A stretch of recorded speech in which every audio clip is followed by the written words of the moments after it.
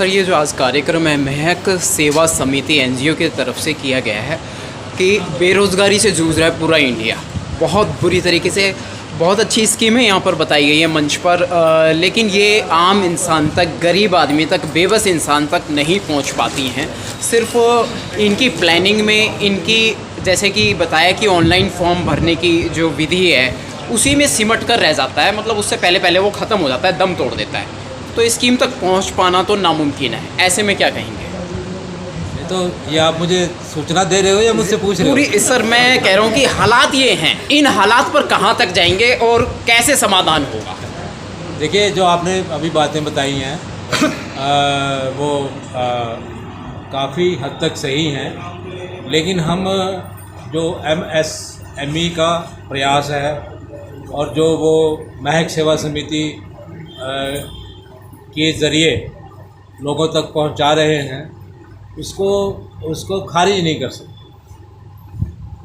प्रयास हमेशा जारी रहने चाहिए समाज के बदलाव के लिए, जिसमें कि महक सेवा समिति को हम इनका आह्वान करते हैं, MSME का भी आह्वान करते हैं कि वे अपने प्रयास जारी रखें। लेकिन क्योंकि मैं और आप सब लोग, हम लोग जो यहाँ पर आज उपस्थित हैं, एक ऐसे समाज से आते हैं कि जिसका 90 से ज़्यादा प्रतिशत भाग जो है उनकी जनसंख्या का वो दलित बस्तियों में, गद्दी बस्तियों में और गांव में भी एक तरफ उनकी बस्ती बना दी जाती है। उस प्रकार की बस्तियों में बहुत ही एक नारकीय जीवन जीने पर मजबूर है। मैं इसलिए नहीं कह रहा कि मैंने ये चीज़ें कहीं पढ़ी हैं। मैं जब से पैदा हुआ हूँ और आज तक भी जब मैं समाज में घूम रहा हूँ, परिस्थिति में कोई बदलाव नहीं हुआ। बिल्कुल।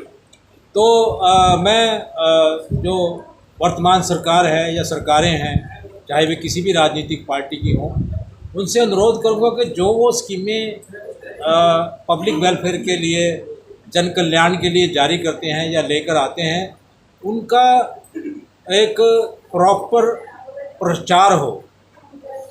ग्राउंड स्तर पर प्रचार नहीं है। जी। जब मैं कहीं भी किसी भी कार्यक्रम में जाता हूँ, बस्ती में जाता हूँ, तो 90% से ज़्यादा लोग जो है अनएम्प्लॉयड हैं। शाम को वो शराब पीने की तरफ दौड़ते हैं, चोरियाँ करते हैं, क्राइम में संलिप्त होते हैं, उनके पास कोई एम्प्लॉयमेंट नहीं है। और यहाँ पर जो ये स्कीमें बताई गई, ये मैंने खुद एक कई मामलों में अनुभव किया है। मैंने स्वयं कोशिश की है मुद्रा स्कीम के अंतर्गत कुछ बच्चों को, कुछ लोगों को उनका ग्रुप बनाकर लोन दिलवाने की। इतनी औपचारिकताएं इसमें भर दी गई हैं कि लोन लेना लगभग असंभव हो जाता है। यहाँ कहना कुछ और है लेकिन ज़मीनी हकीकत कुछ और है। जी बिल्कुल। तो मैं ये चाहूँगा सरकार से कि वो इन स्कीमों का ज़्यादा से ज़्यादा ग्राउंड स्तर पर प्रचार करें। और एक टैलेंट हंट एक नाम की चीज़ होती है, अंग्रेजी में एक शब्द है टैलेंट हंट। जी।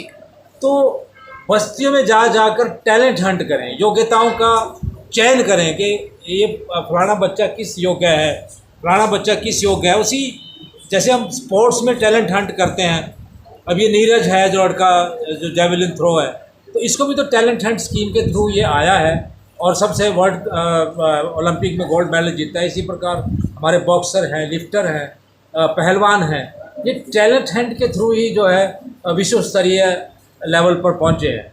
तो इसी प्रकार यदि हम उद्यमी इस समाज में, जो दबा कुचला समाज है हमारा, इसमें यदि हम उद्यमियों की तलाश कर रहे हैं तो हमको टैलेंट हंट भी करना पड़ेगा, सिर्फ भाषण देने से काम नहीं। जी बिल्कुल। जब हम टैलेंट हंट करेंगे, टैलेंट हंट करके किसी बच्चे को जो उद्यमी बनना चाहता है उसको ट्रेनिंग देंगे, उसकी कोचिंग करेंगे, जैसे स्पोर्ट्स में कोचिंग करते हैं, तो वो उद्यमियों की भी एक बहुत ऊंचे स्तर तक, विश्व स्तर तक पहुंच सकता है। और एक बच्चा अगर हमारा उद्यमी सक्सेसफुल हो जाता है तो उसके साथ 100-200 बच्चे, युवा काम मिलता है, बहुत समाज तरक्की कर सकता है, आर्थिक रूप में समाज आगे बढ़ सकता है। लेकिन बड़े दुख के साथ कहना पड़ रहा है कि ये सिर्फ एक पब्लिसिटी तक ही सीमित होकर रह गया है। और जितने भी हमारे पब्लिसिटी के साधन हैं, मान लो टीवी है, टीवी पे क्या डिबेट चलती है, क्या कोई सक्सेस स्टोरी, इस स्कीमों की जो सक्सेस स्टोरी है, सफलताओं के जो इनके कहानियां हैं, क्या टीवी पे दिखाई जाती हैं? टीवी पे क्या दिखाया जाता है? टीवी पे हिंदू मुस्लिम डिबेट, टीवी पे कुछ और उस तरह की जो समाज में जो एक कॉन्फ्लिक्ट हो, जिससे कि समाज में एक दरार पैदा हो, उस तरह की डिबेट चलती है। मैं तो चाहता हूँ कि जितना भी हमारा ये टीवी मीडियम है और प्रिंट मीडिया है, सक्सेस स्टोरी दिखाएं। भाई इस स्कीम के अंतर्गत कितने लोगों को सफलता मिली है, वो कहाँ से उठकर कहाँ तक पहुँचे हैं, तो इसी से तो प्रेरणा मिलेगी ना समाज को। लेकिन सक्सेस स्टोरी तो कोई दिखाता नहीं है, सफलताओं की कहानियाँ चलनी चाहिए ना, तभी तो लोगों को पता चलेगा। लेकिन सब सफलता की कहानियाँ हो तो पता चले ना, सफलता की कहानियाँ तो है नहीं, सिर्फ कागजों में मामला है। तो इसलिए मेरी ये अपील है सरकारों से, और अपने समाज से भी अपील है, अपने युवाओं से भी अपील है कि इसमें नेट में सर्च करें, स्कीमों के बारे में जानें और ज्ञान प्राप्त करें। और नौकरी की तरफ, ये सही बात है, नौकरी की तरफ भागना आज की तारीख में एक वेस्टेज ऑफ टाइम है, समय की बर्बादी है। अपने उद्यम की तरफ बढ़ें, अपने उद्योग लगाएं। मैं तो कहता हूं कि ये जो दिल्ली सरकार का जो ये जो सफाई और ये जो कूड़ा करकट उठाने की जो स्कीमें हैं, ये क्यों इसमें सारे के सारे जो दूसरे तथाकथित स्वर्ण जाति के समाज के लोग लगे हुए हैं, वो बहुत पैसे कमा रहे हैं, करोड़ों रुपए कमा रहे हैं। और हमारा समाज जो इसमें ट्रेंड है, जिनका ये हमने शुरू से, हमारे बचपन से हम पेशा यही कर रहे हैं, और हम जो है फिर भी वही मजदूरी कर रहे हैं। 5,000 में 10,000 में हम सफाई अपने झाड़ू लेके सफाई करते रहते हैं। क्यों नहीं इस उद्योग को हमारे हवाले किया जाता? ये पूरा उद्योग है, कबाड़ का उद्योग है, रोज़ बिल्डिंगें गिरती हैं, बिल्डिंग मटेरियल की डिस्पोजल है। ये जो मेडिकल अस्पतालों से इतना ज़्यादा मलबा निकलता है, उसकी डिस्पोजल है। इस पे क्यों नहीं हमको ट्रेन किया जाता कि किस प्रकार इसका रीयूज़ हो सकता है, किस प्रकार इसको दोबारा इस्तेमाल किया जा सकता है समाज के फायदे के लिए, और हमें पैसे भी बढ़ेंगे। मैं एक अपने दोस्त के पास लंदन में गया मिलने के लिए, वो बड़ा भारी किसी ने मुझे बताया कि भाई उसके पास आप डिनर जरूर करना। मैंने कहा क्यों? कहा वो बहुत अच्छा आदमी है, हमारे इंडिया का है। भाई मैं उसने बड़ा अच्छा कोट थी, ये कारें 10-12 कारें। मैंने कहा भाई कहाँ से मिली आपको इतना ये सक्सेसफुल? कह रहे जी मैं कबाड़ी हूँ, मैं लंदन का कबाड़ उठाता हूँ, मेरी बड़ी कंपनी है। तो भाई क्यों नहीं, हम तो बचपन से कबाड़ी हैं। तो इस चीज़ की हमको स्कीम क्यों नहीं हमारे हवाले की जाती? लेकिन जहाँ पे पैसे कमाने की, अब वो एक मोची जो एक वो है इंटरनेशनल कंपनी है जूतों की, वो किसी स्वर्ण जाति के बंदे की है। मोची हम है और मोची का दुकान किसी और ने खोल रखी है।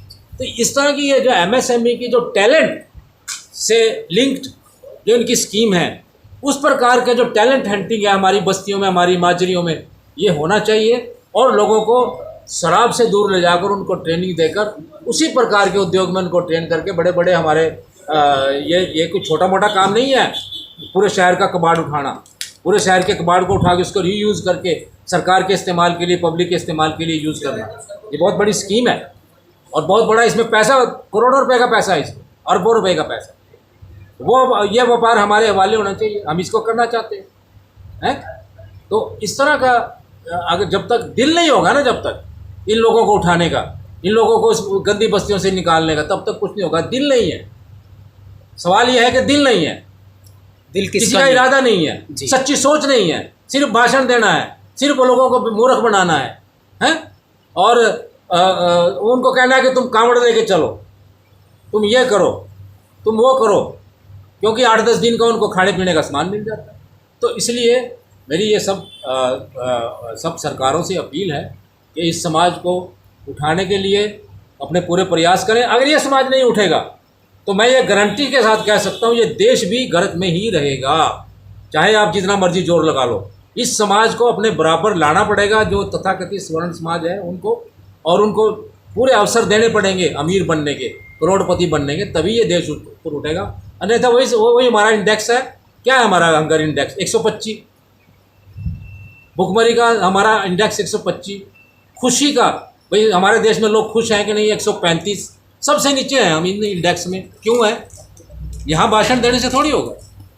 तो ये जब तक इस दबे कुचले समाज को आर्थिक रूप से संपन्न नहीं किया जाएगा, उनको उनकी पूरी भागीदारी, हिस्सेदारी हर क्षेत्र में नहीं दी जाएगी, देश भी आगे तरक्की नहीं कर सकता। और इसके बारे में तो किताबें लिखी गई हैं इक्वालिटी के बारे में। जब तक इक्वालिटी का इंडेक्स अच्छा नहीं होगा किसी देश का, वो देश तरक्की नहीं कर सकता, देश नीचे ही रहेगा, गर्क में ही रहेगा। तो मुझे यही कहना है। Thank you very much. बहुत बहुत जी सर, एक बार प्लीज़ आपका इंट्रो वीडियो के एंड में प्लीज़।